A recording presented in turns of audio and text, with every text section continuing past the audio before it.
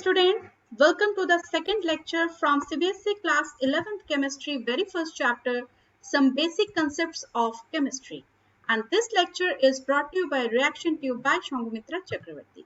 तो पहले quick review के साथ स्टार्ट करते हैं, बट बिफोर दैट चैनल को लाइक कीजिए, सब्सक्राइब कीजिए, बेल बटन को हिट कीजिए ताकि मेरे अपकमिंग वीडियोस की नोटिफिकेशन आपको टाइम से मिलती रहे और लेक्चर 1 का लिंक आपको आई बटन पे मिल जाएगा। और बने रहिए वीडियो के एंड तक क्योंकि मैं लेक्चर 1 में दिए हुए होमवर्क को भी डिस्कस करूंगी at the end of this lecture. चलिए स्टार्ट करते हैं, बट एनसीईआरटी से आज हम स्टार्ट करेंगे क्योंकि फर्स्ट लेक्चर में मैंने आपको टॉपिक डिस्कस कर दिया था, तो वही देखेंगे कि एनसीईआरटी में हमने कितना आज हमने कवर अप किया है। तो इस चैप्टर की स्टार्टिंग में हमको एनसीईआरटी में केमिस्ट्री क्या होता है इसके बारे में एनसीईआरटी ने बताया है। दूसरा, केमिस्ट्री का जो वर्णन उल्लेख हमारे वेदों में भी है, इसके बारे में भी हमको बताया गया। तो आप इसको जरूर से एक बार से पढ़ लीजिए ये वाला टॉपिक ताकि आपका नॉलेज डेफिनेटली इस बारे में एनहांस हो। बट मैंने जो टॉपिक स्टार्ट किया है वो है matter and the classification of matter से, वहां से मैंने आपका स्टार्ट किया था, तो वहां से स्टार्ट करते हैं आज भी। चलिए, तो मैंने आपसे क्या कहा था, what is matter? Matter is anything that occupies the space. और मैटर का फिर फर्दर क्लासिफिकेशन कैसे होता है, सॉलिड, लिक्विड एंड गैस। तो यहाँ तक हमने देख लिया था। फिर हमने क्या देखा था कि सॉलिड में जो सॉलिड को बनाते हैं कॉन्स्टिट्यूएंट पार्टिकल काफी क्लोज होते हैं, इस वजह से उनका एक डेफिनेट शेप और वॉल्यूम होता है। पानी में इनमें थोड़ी सी दूरी होती है, इस वजह से शेप तो इनका डेफिनेट नहीं होता बट वॉल्यूम फिक्स होता है। पानी के बाद जब हम गैस की बात करते हैं, इनके मॉलिक्यूल्स एक दूसरे से काफी दूर होते हैं, इस वजह से ना तो इनका डेफिनेट शेप होता है और ना ही इनका वॉल्यूम होता है। फिर हमने देखा था मैटर का क्लासिफिकेशन, जिसमें हमने देखा था मैटर दो तरीके से क्लासिफाई होता है, एक है मिक्सचर और एक है प्योर सब्सटेंस। मिक्सचर यानी कि कई अलग अलग टाइप के एलिमेंट को मिला के कुछ नया बनाना। अब जब हमने मिक्सचर को बनाया, अगर उसमें से उन एलिमेंट को वापस हम छांट सकते हैं तो वो कहलाएगा हेट्रोजेनियस, और अगर नहीं कर सकते हैं तो होमोजेनियस। प्योर एलिमेंट यानी कि वो सब्सटेंस सिर्फ एक ही टाइप की चीज से बना होगा। तो एलिमेंट हुआ जैसे कि गोल्ड का ब्रिक, उस ब्रिक में सिर्फ गोल्ड के एटम मिलेंगे। और कंपाउंड यानी कि पानी का एक जार जिसमें सिर्फ आपको पानी के ही मॉलिक्यूल मिलेंगे, और पानी का मॉलिक्यूल क्या है, एक कंपाउंड है। तो ये हो गया हमारे क्लासिफिकेशन। तो ये हो गया। अब आते हैं क्लासिफिकेशन के बाद इनकी physical and chemical property. Physical property वो प्रॉपर्टी होती है जिनको हम एलिमेंट को अल्टर किए बिना, उनको छेड़े बिना, उनको चेंज किए बिना ऑब्जर्व कर सकते हैं। और केमिकल प्रॉपर्टी डेफिनेटली उनकी रिएक्टिविटी के ऊपर ही बेस्ड होती है। फिर इनको हम मेजर भी कर सकते हैं, इसलिए इनके कुछ मेजरिंग यूनिट होते हैं और इस यूनिट्स को डिसाइड करते हैं, गवर्न करते हैं, डिफाइन करते हैं इंटरनेशनल सिस्टम ऑफ यूनिट्स। इन्होंने 7 बेस यूनिट भी दिया हुआ है, तो वो क्या क्या है एक बार देख लीजिए। Length, mass, time, electric current, thermodynamic, temperature and amount of substance and luminous intensity. तो इनको भी एक बार से जरूर देख लीजिएगा। फिर इनका डेफिनेशन, और नेक्स्ट आता है ये वाला टेबल नंबर 1.3। ये एक बहुत इंपॉर्टेंट है। ये जो कोफिशिएंट्स है उनके रेस्पेक्ट में जो उनका नाम है, इसको जरूर से एक बार देख लीजिएगा। तो उसमें से इंपॉर्टेंट मैं थोड़ा आपको मार्क कर देती हूँ यहां तक, पिको, नैनो, माइक्रो, मिली। अब इसका आपका इस्तेमाल होगा जब आप कैलकुलेशंस करेंगे, जब हम सॉल्व करेंगे तब आपको देखने को मिलेगा, तो ये जरूर से एक बार देख लीजिएगा। Next is mass and weight. Mass and weight का डिफरेंस मैंने आपको बताया था। Mass is nothing but the content of the matter, while weight is decided by the gravity। तो वेट हर जगह अलग हो सकता है, जहां पे ग्रेविटी बदलेगा वहां वेट बदलेगा, बट मास कभी नहीं बदलेगा। और वॉल्यूम का तो फॉर्मूला होता है लेंथ क्यूब, और कुछ नहीं। जो इंपॉर्टेंट है वॉल्यूम का, ये जब यूनिट का हम कन्वर्जन करना पड़ता है तो इसको भी जरूर से अंडरलाइन कीजिए, ये भी आपके न्यूमेरिकल सॉल्व करते वक्त बहुत काम आएगा। Next is density. डेंसिटी का फॉर्मूला होता है मास बाय वॉल्यूम, इसका एसआई यूनिट होता है केजी पर मीटर क्यूब। और दूसरा हो गया, अगर आपके पास टेम्परेचर दिया हुआ है सेंटीग्रेड में और फ़ारेनहाइट में कन्वर्ट करना है तो ये वाला फॉर्मूला, और अगर सेंटीग्रेड में दिया हुआ है केल्विन में कन्वर्ट करना है तो ये वाला। जनरली आपको यही वाला फॉर्मूला यूज करना पड़ता है क्योंकि एसआई यूनिट के एज पर SI unit kelvin is the standard for measuring the temperature. तो यहाँ तक हमने देख लिया था और हमने लॉज भी देखे थे। तो चलिए एक बार लॉज का भी क्विक रिव्यू कर लेते हैं ताकि आपको याद आ जाए। तो पहला लॉ था मेरा लॉ ऑफ केमिकल कॉम्बिनेशन का, law of conservation of mass. ये क्या कहता है? सीधी बात है, रिएक्टेंट का जो भी वेट होगा रिएक्शन से पहले उतना ही वेट होगा रिएक्शन के बाद प्रोडक्ट का, बस और कुछ नहीं। तो यहाँ पे आप देख सकते हैं इधर जितना भी वेट है रिएक्टेंट का उतना ही वेट होगा यहाँ पे प्रोडक्ट का। चलिए अब आते हैं नेक्स्ट लॉ। नेक्स्ट लॉ क्या कहता है? This law is law of constant composition और डिफिनाइट प्रोपोर्शन। ये क्या कहता है कि आप कंपाउंड को कहीं से भी उठाइए, किसी भी रीजन से उठाइए, किसी भी मेथड से बनाइए, वो जिस रेशियो में बना होगा वो वही रेशियो में बना रहेगा। जैसे कि पानी का H2O, इसमें रेशियो हाइड्रोजन का क्या है 2 और ऑक्सीजन क्या है 1। अब पानी को आप कहीं से भी ले लो, समंदर से ले लो, नदी से ले लो, बारिश का ले लो, झरने का ले लो, घर के नल का ले लो, वहां पे पानी में जो भी रेशियो है वो इसी को फॉलो करेगा, 2:1, नथिंग एल्स देन दैट। तो ये भी लॉ हमारा रिवाइज हो गया। लॉ ऑफ मल्टीपल प्रोपोर्शन क्या कहता है? जब एक, दो या दो से ज्यादा एलिमेंट मिलके कई सारे कंपाउंड बनाते हैं तब हमें क्या करना पड़ता है? किसी एक बंदे का मास हमें फिक्स करना पड़ता है और बाकी जो दूसरा एलिमेंट है उसके मास का हमें सिंपल होल नंबर रेशियो निकालना होता है। उसी तरीके से दूसरा एग्जांपल भी है, carbon monoxide and carbon dioxide. दोनों में देखिए कार्बन का मास फिक्स है, सेम है, तो चेंज जो हो रहा है उनका हम निकाल लेंगे रेशियो। तो ये भी हो गया law of multiple proportion. Next is Gay Lussac's law.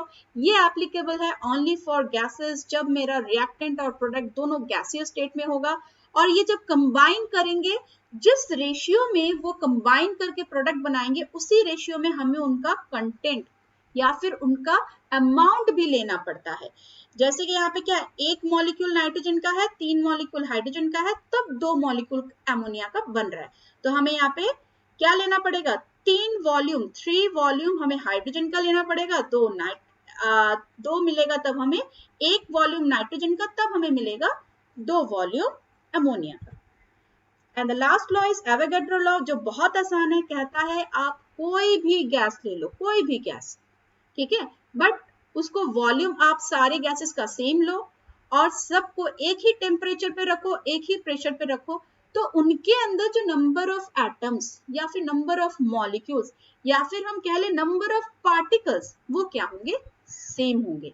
जैसे कि आप इस पिक्चर को देख सकते हो जहाँ पे गुब्बारे हैं 4 अलग अलग रंग बिरंगे और अलग अलग गैसेस भरे हुए हैं। सब में मान लीजिए मैंने 2 लीटर गैस लिया हुआ है, सब में, ठीक है, सबको एक ही टेम्परेचर पे रखा है, एक ही प्रेशर पे रखा है, तो सब में नंबर ऑफ पार्टिकल्स क्या होंगे? x। तो यही मेरा एवोगैड्रोस लॉ कहता है।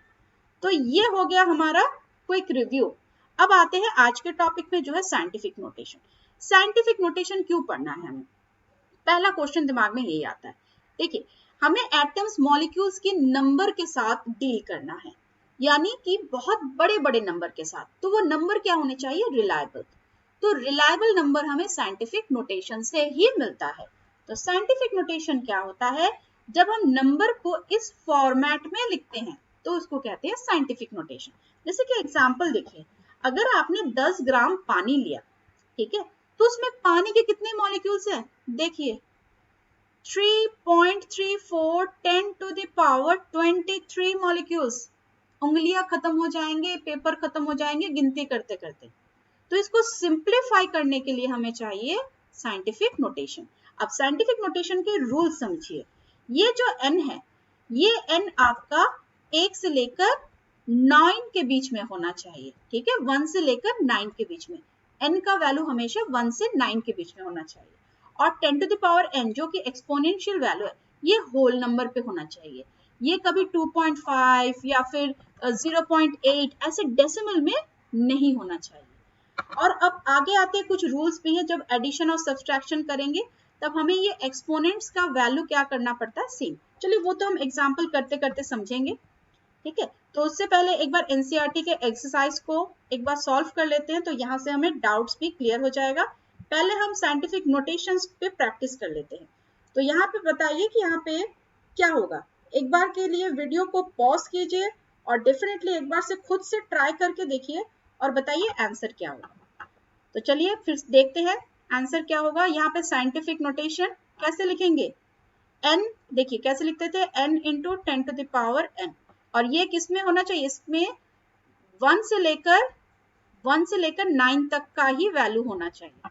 तो ये क्या होगा 4.8, ठीक है 4.8।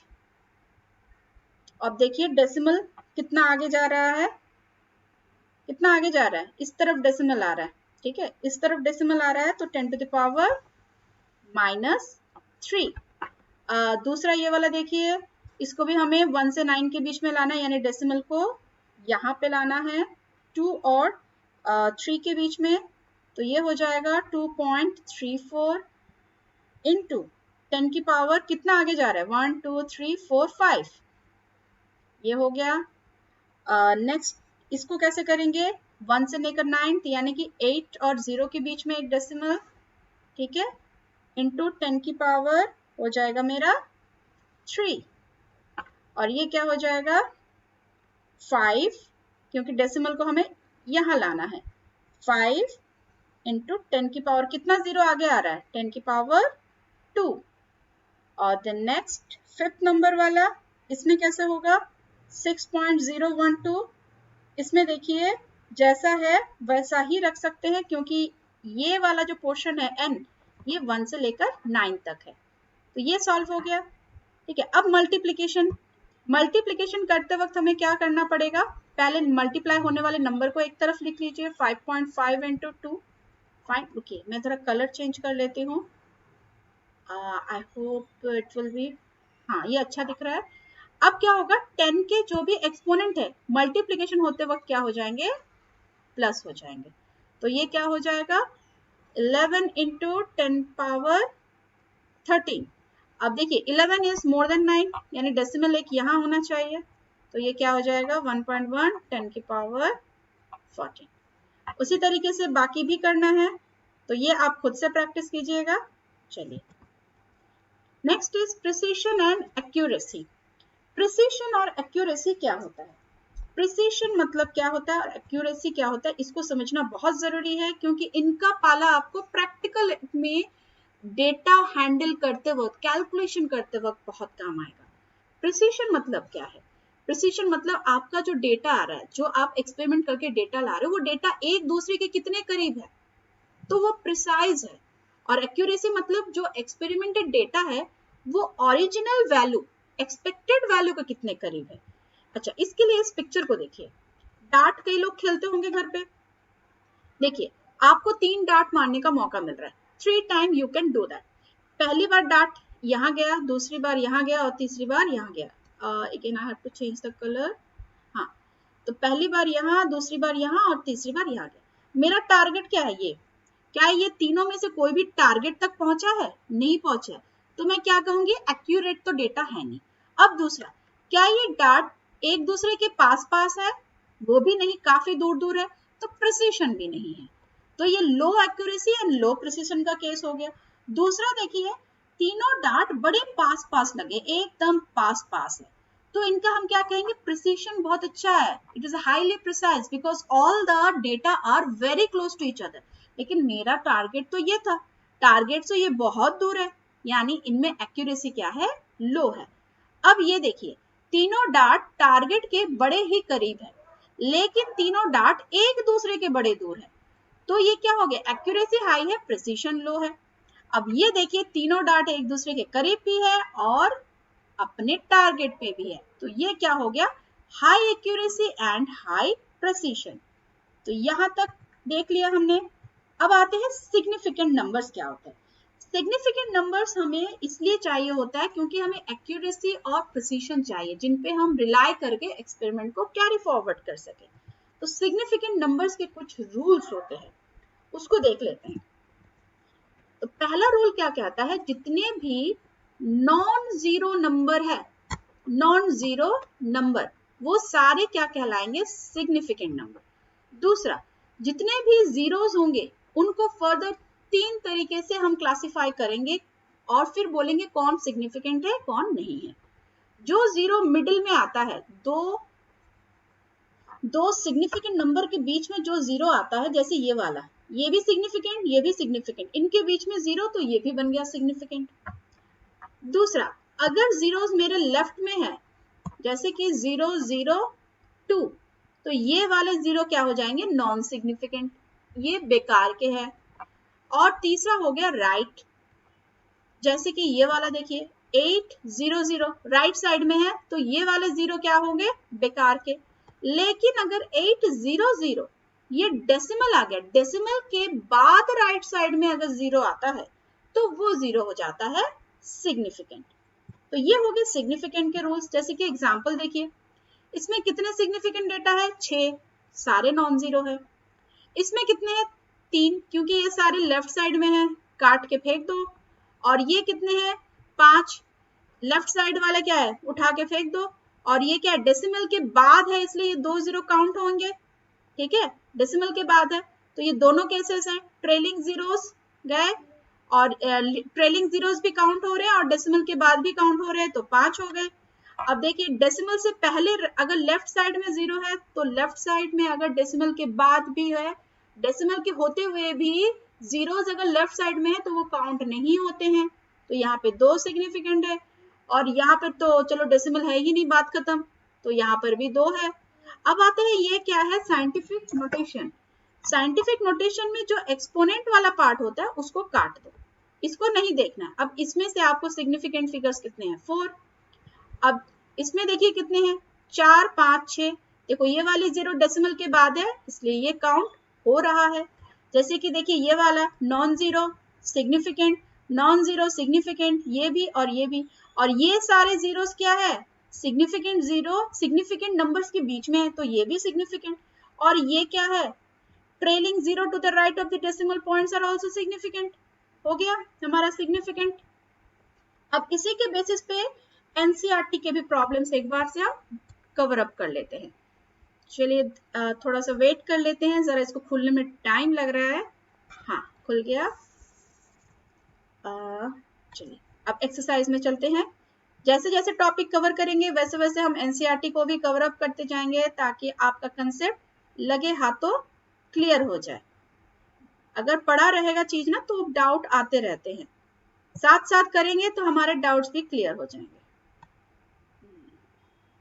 चलिए आ गया। तो ये तो हो गए साइंटिफिक नोटेशन, अभी मैंने करके आपको दिखाया। दूसरा है, how many significant figures are present in this. चलिए बताइए, इसमें सिग्निफिकेंट फिगर्स कितने हैं, अभी अभी आपको समझाया, कितने होंगे बताइए। How many significant figures are there. चलिए एक बार से पॉज कीजिए और खुद से एक बार ट्राई कीजिए। ये सारे क्या है, लेफ्ट में है तो 2 सिग्निफिकेंट, ये जीरो बीच में है तो इसमें कितने होंगे, 3 सिग्निफिकेंट, इसमें कितने हो गए, दोनों जीरो बीच में है तो सारे काउंट हो जाएंगे, यानी कि 4 सिग्निफिकेंट। और भी नीचे, हाँ और भी नीचे है, इसमें कितने सिग्निफिकेंट, देखिए यहाँ पे कोई डेसिमल नहीं है, ये कॉमा है तो ये सारे कट जाएंगे, तो 3 सिग्निफिकेंट। यहाँ पे क्या है, डेसिमल के बाद एक जीरो, यानी 4 सिग्निफिकेंट। और ये तो चलो नॉन सिग्निफिकेंट के बीच में जीरोस हैं तो ये भी सिग्निफिकेंट हो गए, तो 4 और 2 6 हो गए। अब और एक चीज हो सीखना है हमें, राउंड अप। राउंड अप कैसे करते हैं, जैसे कि देखिए, अगर मैं आपसे कह रही हूँ 56.28, आपको मैं बोल रही हूँ 3 सिग्निफिकेंट डिजिट तक मुझे दीजिए, 3 सिग्निफिकेंट, तो यहाँ पे सिग्निफिकेंट डिजिट कितने हो गए, 4। और ये जो लास्ट वाला नंबर फिर हमें नहीं चाहिए, पर इसको ऐसे भी नहीं छोड़ सकते हैं। अगर मेरा लास्ट नंबर 5 या 5 से बड़ा है तो एक नंबर ये पड़ोसी को दे देता है, तो ये नंबर हो जाता है 56.3। अब मेरा आंसर हो गया ये। लेकिन अगर मेरा 56.24 होता तो इसको मैं आउट कर देती, इसकी कोई जरूरत नहीं है क्योंकि ये 5 से छोटा है, तो मेरा आंसर क्या हो जाता 56.2। तो ये इसको कहते हैं हम राउंडिंग अप नंबर। जैसे इसको देखिए, इसको राउंड अप अगर मुझे करना है तो ये क्या बोल रहा है, अप टू 3 सिग्निफिकेंट नंबर। यहाँ पे कितने सिग्निफिकेंट है, 5 सिग्निफिकेंट है, तो इसमें से अगर 3 सिग्निफिकेंट करना है तो एक इसमें कैरी हुआ तो क्या बन जाएगा 34.22, पर अभी भी 4 है और एक कम करना है, क्योंकि 2 है 5 से नीचे तो कोई कैरी होगा नहीं, 34.2 अब हो गया सिग्निफिकेंट डिजिट। अब आते हैं दूसरे में, इसका आंसर क्या होगा? देखिए ये तो 1 है, इसको हटाइए, पूरा हट गया तो 10.4 और ये वाला हो जाएगा आपका 0.0, देखिए 9 है, कैरी हो जाएगा ना, तो 460 हो जाएगा, तभी तो ये 3 सिग्निफिकेंट होगा, क्योंकि ये वाले तो लेफ्ट साइड में हट जाएंगे। और इसका भी 3 डिजिट, तो ये क्या होगा, 8 का एक 1 कैरी हो जाएगा इधर, 281, तो ये हो गए हमारे सिग्निफिकेंट डिजिट्स। चलिए अभी हमने लॉस के ऊपर भी पढ़ा, तो लॉस के ऊपर भी ये एक आपका न्यूमेरिकल बनता है, तो इसको भी एक बार से देखिए।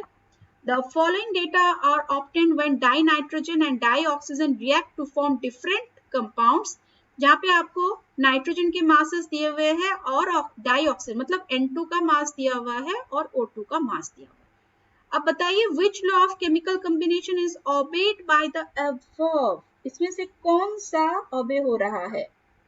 अब अगर इसका सिंपल रेशियो निकाले, सब में से नाइट्रोजन को फिक्स कर दे तो क्या होगा, 14 के लिए 16 पहले केस में, 14 के लिए 32, इसको करें तो 28 के लिए 32, तो 14 के लिए कितना होगा, आधा कर देते हैं, 1 और 6, 32 डिवाइडेड बाई 2 कर देते हैं, 2 1 जा 2 1 2 2 6 16 और दूसरा 14 के लिए 40, तो नाइट्रोजन के मास को फिक्स कर दिया। अब आपको ऑक्सीजन का मास मिल गया, तो इनका कर दीजिए आप सिंपल होल नंबर रेशियो, ठीक है, सिंपल। अच्छा ये इधर साइड से नहीं दिख रहा है, इसको मैं यहाँ से मिटा देती हूँ, तो इसका निकालना पड़ेगा हमें सिंपल होल नंबर रेशियो।